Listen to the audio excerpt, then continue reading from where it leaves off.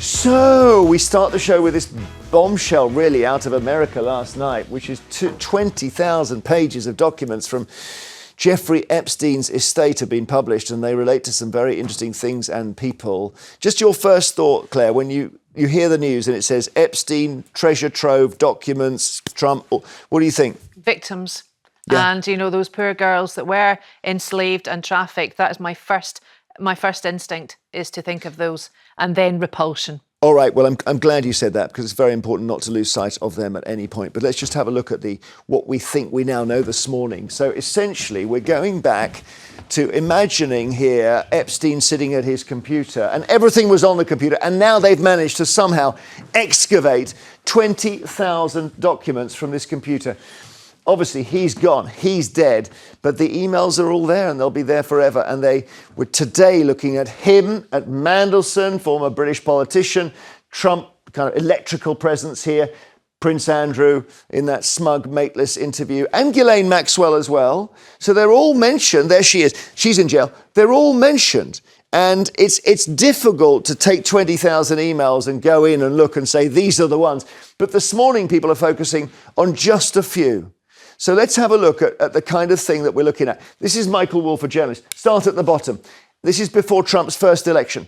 I hear CNN are planning to ask Trump tonight about his relationship with you. He's saying this to Epstein.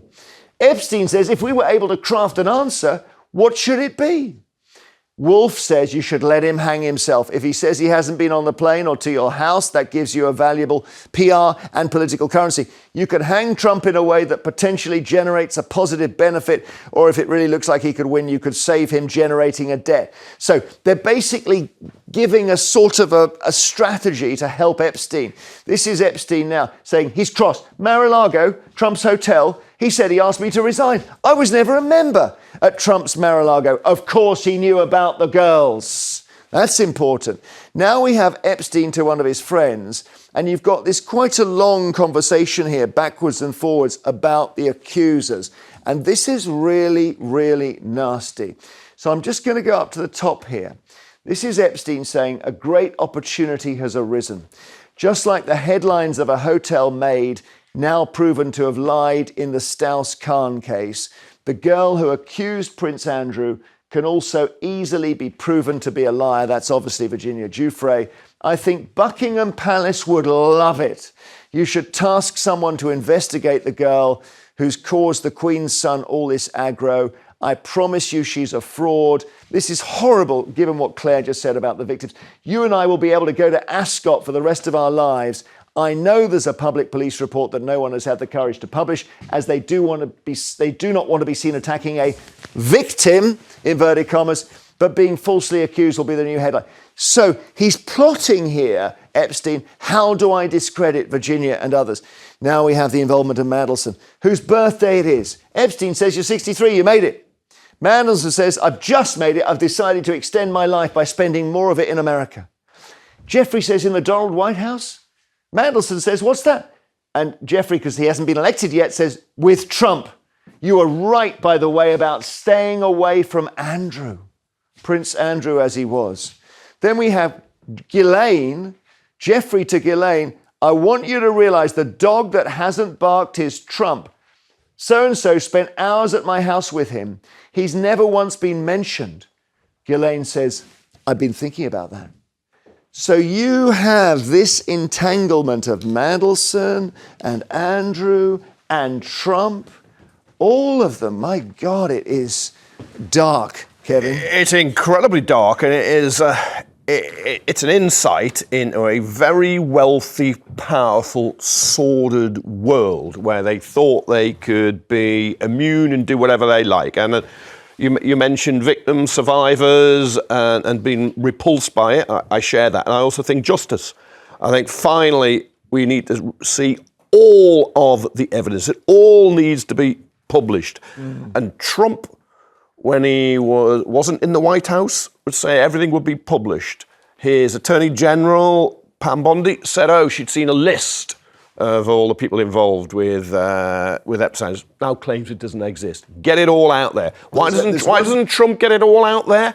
Because he's normally fast. Well, I know. He's normally the fast. one thing he's scared of, actually, Trump. Yep. So you can see he doesn't like it whenever Epstein's name is mentioned. I just want to show you just an email which involves Andrew. So maybe can we put this in the plasma here? Because I just want to take a close look at it. So this is from Andrew. And let's just see this. So here he is, the Duke. Is that really his email address? Help me understand that. The Duke. To Ghislaine. Hey there. What's all this? I don't know anything about this. You must say so, please. This has nothing to do with me. I can't take any more of this. So he's obviously saying, get me out of here.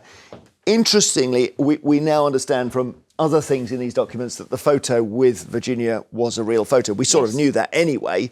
And but yet he kept, lied. well, his friends were saying they're not his fingers and all that. So, And he said he'd never met her, didn't know who she was.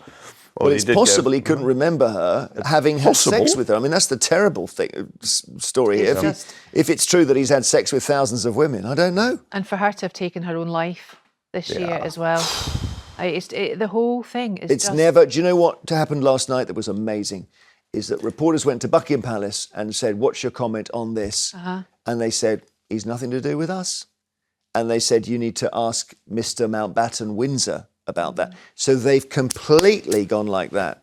On his own. Yeah, but I don't think they should be allowed to do that when they're going to be putting him up in Sandringham in a 5-bedroom house and giving him a stipend. And also when his mum gave him, what, £12 million?